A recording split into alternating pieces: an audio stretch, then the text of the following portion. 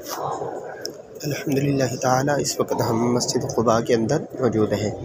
اندر کا یہ حال ہے، اس کی زیارت کیجیے۔ ماشاءاللہ ماشاءاللہ۔ وہ امام و خطیب کے لیے وہ جگہ ہے، ممبر ہے اور ساتھ محراب ہے۔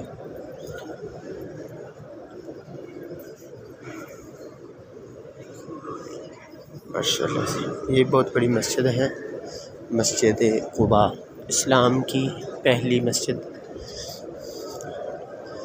جہاں پہ 2 نوافل ادا کرنے کا ثواب بھی عمرہ کے برابر ہے۔ جیسے آپ نے مقبول عمرہ کیا، یہ ہماری خوش قسمتی ہے کہ ہم اس زیارت کے لیے آئے اور ہم نے جتنے ہو سکے نوافل بھی ادا کیے، اور سرکار دو عالم صلی اللہ علیہ وسلم کی زبان سے نکلے ہوئے الفاظ کہ 2 رکعت نماز نوافل ادا کرنے سے اللہ تبارک و تعالیٰ عمرے کا ثواب عطا فرماتا ہے۔ ہم نے یوں سمجھے کہ عمرہ کیا اور اللہ تبارک و تعالیٰ نے ہمیں اجر بھی عطا فرمایا۔ ہم دعا کرتے ہیں سبھی ان دوستوں کے لیے جنہوں نے دعا کے لیے کہا، اور ان بھائیوں کے لیے بھی، ہمارے ساتھ عامر صاحب موجود ہیں، طاہر صاحب موجود ہیں، ان کے لیے بھی دعا کرتے ہیں، ان کے رزق مال جان میں اللہ تبارک و تعالیٰ برکت رحمت عطا فرمائے۔ ماشاءاللہ جی یہ پیچھے بھی بہت بڑا حال ہے، یہ آپ دیکھ سکتے ہیں ماشاءاللہ۔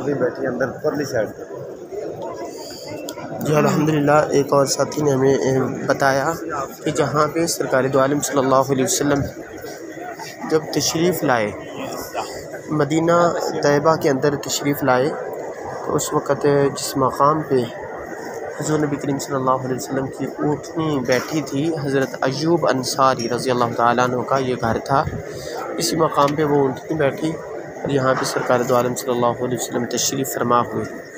یہ مسجد قباء ہے ماشاءاللہ۔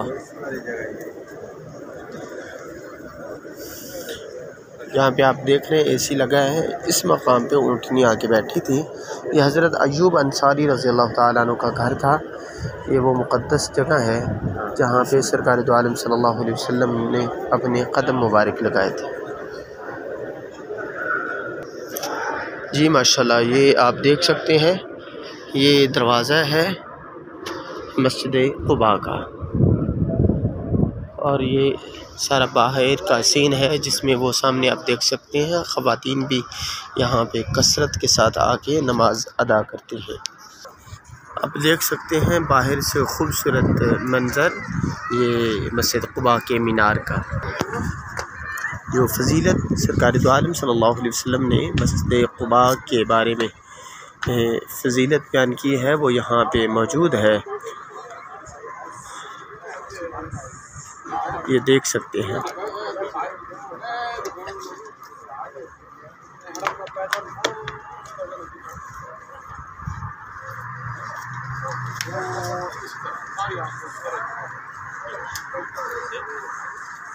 ماشاءاللہ اس کا ترجمہ آپ کو بتا دیتا ہوں۔